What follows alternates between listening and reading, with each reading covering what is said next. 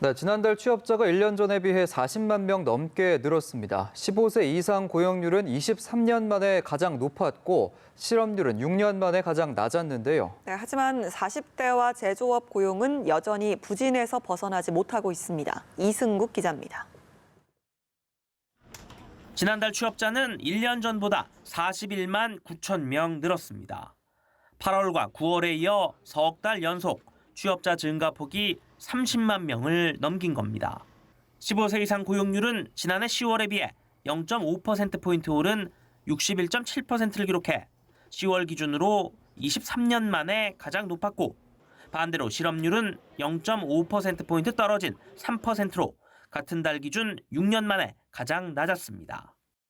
겉으로 보이는 지표는 개선됐지만 자세히 들여다보면 고용시장이 회복세에 들어섰다고 말하긴 어렵습니다.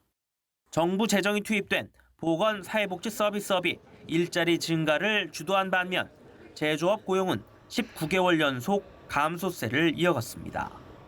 연령별로도 60세 이상 취업자가 전체 취업자 증가폭 수준인 41만 명 넘게 늘었지만 경제의 허리격인 40대는 15만 명 가까이 줄었습니다.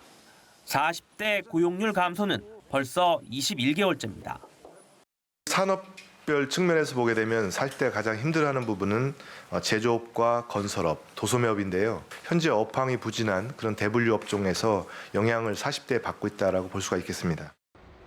내년에도 전반적인 경제 상황이 크게 나아질 것으로 보긴 어려운 만큼 당분간 이런 추세는 이어질 가능성이 큽니다.